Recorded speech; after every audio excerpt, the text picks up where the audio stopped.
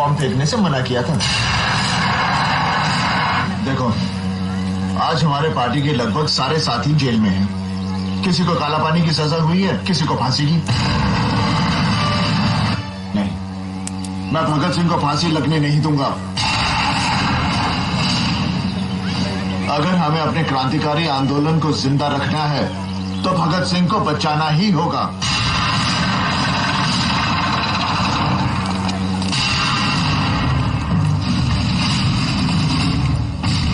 मेरी मानो तो कुछ दिन के लिए इस देश को छोड़ के चले जाओ। अपने देश को छोड़कर चले जाओ? मौत के डर से? अशफाक बिस्मिल और अपने साथियों की कुर्बानियों को बेकार कर दूं? अरे मेरा शरीर इस मिट्टी से बना है और इसी मिट्टी में मिल जाएगा। नहीं जाऊंगा छोड़कर। हाँ।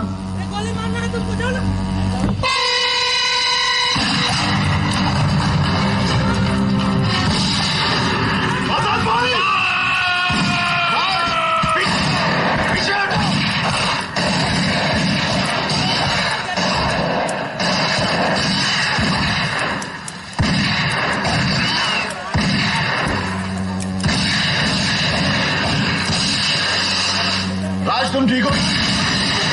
आजाद भाई, हम आखिर अब नहीं। मैं राज, हमारे पास गोलियां बहुत कम है। मैं जिंदा रहूं या ना रहूं, लेकिन तुम्हें ये लड़ाई जिंदा रखनी है। नहीं आजाद भाई, जाओ। मैं आपको अकेले छोड़ के नहीं जा सकता। नहीं जा सकता। मैंने कहा है ना राज, मैंने कहा है ना, तुम जाओ। नहीं आजाद भाई, जाओ आजाद भाई।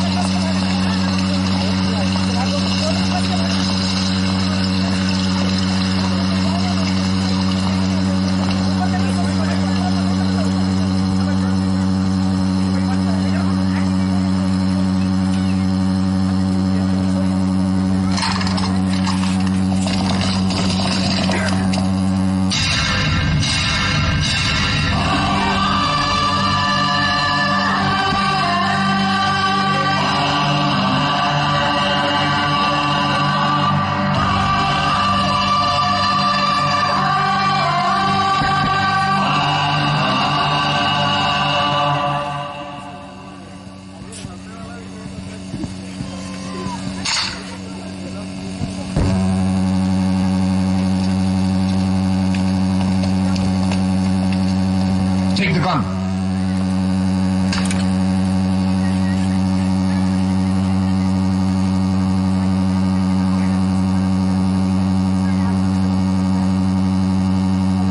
Check the hand. स्कूल के प्रिंसिपल सुभाष सर, आप लोगों को मन से अपना संबोधन करना चाहते हैं। इस सीन पर एक बहुत ही सटीक शेर बैठता है, जरा सुनेंगे। क्या किसकी मजाल जो छेड़े दिलेर को, किसकी मजाल जो छेड़े दिलेर को गर्दिश में भी घेर लेते हैं गिदर भी शेर को।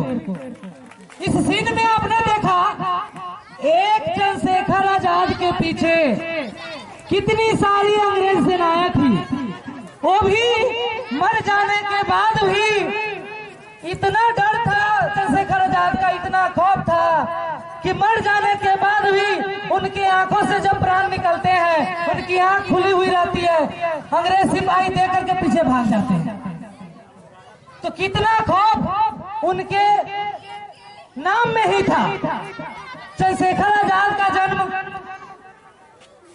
मध्य प्रदेश के छावरा जिले में हुआ।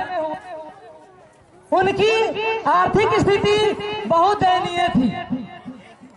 चूंकि वे पंडित थे तो उस समय के हिसाब से पढ़ा लिखा होना अनिवार्य था, इसलिए उनके पिताजी जो है पढ़ाने का पूरा प्रयास करते थे, लेकिन उनकी आर्थिक स्थिति दयनीय होने की वजह से वे अच्छा से अपने गांव में नहीं पढ़ पाए।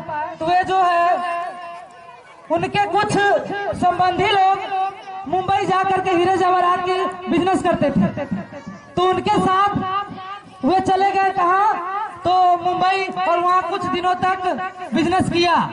लेकिन उन्होंने सोचा कि अगर पेट ही पालना था तो क्या अपने गांव में मैं पेट नहीं पाल सकता था कि यहाँ मुंबई आया।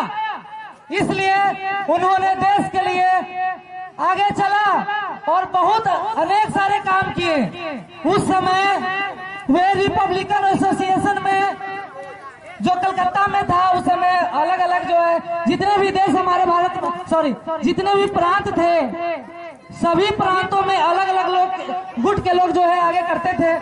तो बाद में जो है एक साथ हुआ, उसी समय रिपब्लिकन पार्टी जो है बना। उसमें शुरू में तो वे लग गए, लेकिन उन्होंने देखा कि इसमें भी जो है उतनी क्रांति नहीं है जितना हम में है, इसलिए उन्होंने अलग गुट का निर्माण किया। एक कवि है चंद्रशेखर आजाद के इन दृश्यों पर कुछ लिखते हैं, जरा मैं पढ़ करके सुनाता हूँ, ध्यान देंगे। उस कवि का नाम है हरिओम पवार। कहते हैं आजाद दिलाने वालों का तिरस्कार तरपता है, बलिदानी पत्थर पर थूका बार बार तरपता है। इनकलाब की बलिवेदी भी जिससे गौरव पाती है, आजादी में उस शेखर को आज भी गाली दी जाती है। जहां मेरे आजाद जहां मेरे आजाद को स्वर्ग हुआ, पार्क के पत्ते भी खड़क हो गए होंगे उस समय। कहीं स्वर्ग में शेखर जी के बाजू खड़क गए होंगे, शायद पल दो पल उसकी निद्रा भाग गई होगी, फिर पिस्तौल उठा कर लेने की उसमें इच्छा जाग गई होगी।